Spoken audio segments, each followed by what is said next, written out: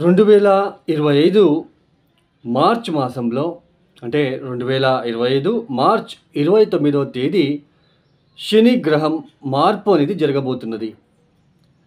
అంటే ఏదైతే ఈ కుంభరాశిలో సంచారం చేస్తున్నారో ఇక మీద 2025 మార్చ్ 29వ తేదీ తర్వాత ఆయన కుంభరాశి నుంచి మీనరాశికి వెళ్ళి సంచారాన్ని ప్రారంభం చేయబోతున్నారు. 2025 మార్చ్ 29వ తేదీ నుంచి 2027 జూన్ వరకు కూడా మీనరాశిలో శనిగ్రహ సంచారం జరుగుతున్నది. ఈ ట్రాన్సిషన్ ఏదైతే ఉందో, ఈ శనిగ్రహ మార్పు ఏదైతే సంభవిస్తూ ఉందో, ఈ శనిగ్రహ మార్పు వలన ద్వాదశ రాశుల వాళ్ళకి ఎలాంటి ఫలితాలు గోచరిస్తున్నాయని తెలుసుకుందాం. ముఖ్యంగా ఏళ్నాటి శని, అర్ధాష్టమ శని, అష్టమ శని, పంచమ శని అంటే చాలామందికి ఒక భయం అనేది ఉంటుంది. అంటే ఏ కష్టం వచ్చినా కూడా అది నాకు శనిదేవుడి ఇంపాక్ట్ అని అనుకుంటూ ఉంటారు. ఇక్కడ ఏంటి అంటే గోచారం వేరు, మన స్వజాతకం వేరు. గోచారంలో ఒక రాశి నుంచి ఇంకొక రాశికి ఒక గ్రహం మారుతూ ఉన్నప్పుడు, అంటే ఇప్పుడు కుంభరాశి నుంచి శని మీనరాశికి వెళ్తున్నాడు.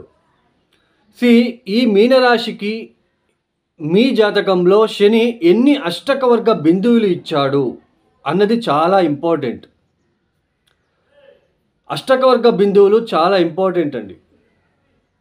ఇప్పుడు పాపగ్రహాలైన అంటే శని కావచ్చు, కుజుడు కావచ్చు, ఇలా రాహు కావచ్చు, లేదా సూర్యుడు కావచ్చు, 3, 6, 11వ స్థానాలు తర్వాత దశమ స్థానంలో కూడా మనకి శుభ ఫలితాలు ఇస్తారని మనకి తెలుసు. లాభస్థానంలో ఏదైనా, ఇప్పుడు లాభస్థానంలో శని వచ్చాడు అంటే లాభస్థానంలో శని రాగానే పూర్తిగా శుభ ఫలితాల, అంటే లాభస్థానంలో శని రాగానే పూర్తిగా శుభ ఫలితాలు అని చెప్పుకుంటూ ఉంటాం. బట్ శని లాభస్థానంలో వెళ్ళినప్పుడు అశుభ ఫలితాలు అయితే ఉండవు. బట్ పూర్తిగా లాభం ఇస్తాడా, మిక్స్డ్గా ఉంటుందా, మీడియంగా ఇస్తాడా, ఇలా మనం ఎలా తెలుసుకుంటాము? అష్టకవర్గ బిందువులు ఏ 0, 1, 2 ఇచ్చి బలహీనపడి ఉంటే ఆ గ్రహం ఇచ్చే ఫలితాలు చాలా మటుకు తగ్గుతాయి.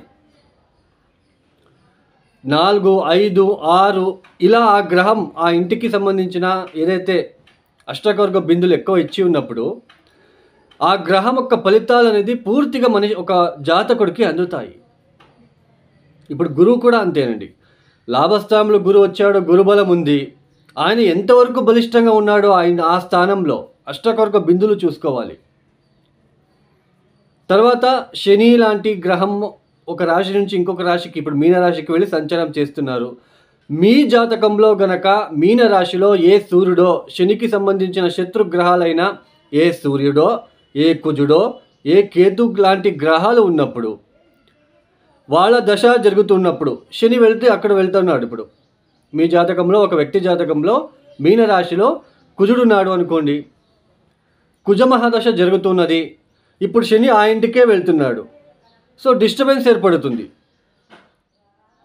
సో ఇది అండి, గోచారంలో ఇట్లా గ్రహాలు వచ్చినప్పుడు మన దశాభుక్తి ఏమైనా టచ్ అవుతున్నాయని చూసుకోవాలి.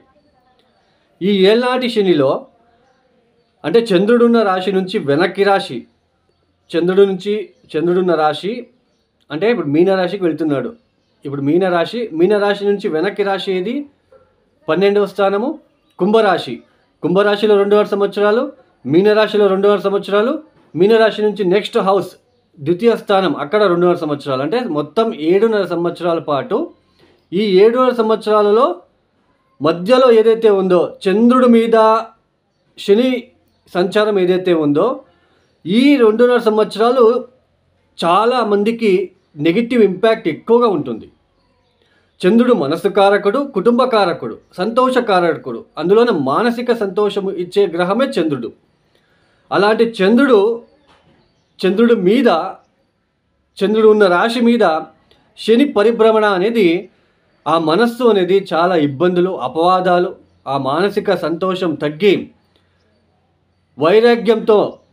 వైరాగ్యంతో మనము ముందుకు సాగుతూ వెళ్ళవలసిన ఒక ప్రమేయం, అపవాదాలు పడుతూ అవమానాలు అనుభవిస్తూ కుటుంబంలో హ్యాపీనెస్ లేకుండా అన్ని విధాలుగా మనము ఒక ఇబ్బందులు పడుతూ వెళ్ళాలి. ఆ సమయంలో దశాభుక్తి ఏం జరుగుతుందో చూసుకోవాలి. దశాభుక్తి ఫేవరబుల్ ఉంటే సో మేనేజ్ చేసుకుంటూ వెళ్తారు.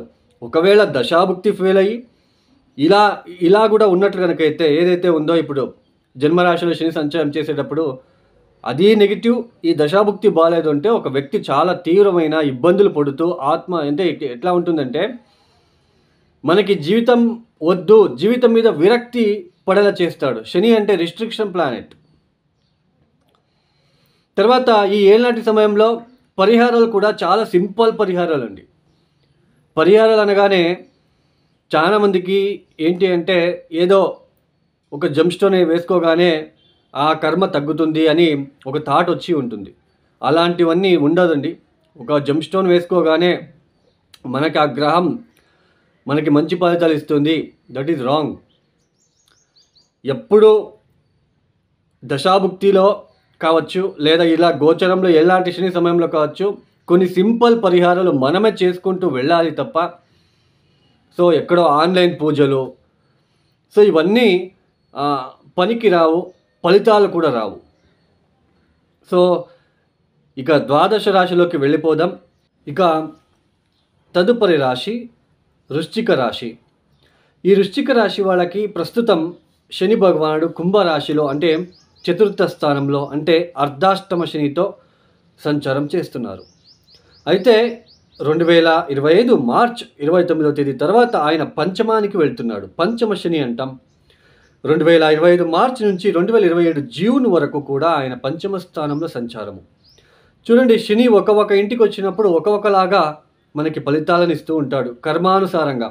అందులోన కర్మానుసారంగా పంచమ స్థానము విద్య, బుద్ధి స్థానము, తర్వాత సంతాన స్థానము, తర్వాత మన థాట్స్ ఎలా ఉంటాయి అనేది కూడా పంచమ స్థానం నుంచి చూస్తాము.